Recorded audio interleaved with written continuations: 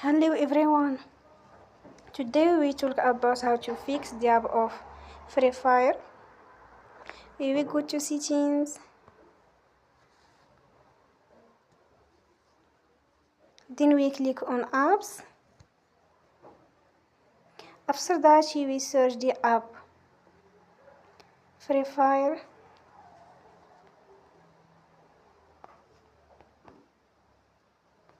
And we click.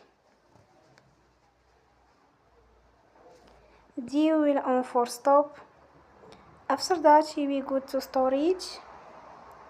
Then we click on clear cache. In the end, turn your phone and you will recharge your phone again.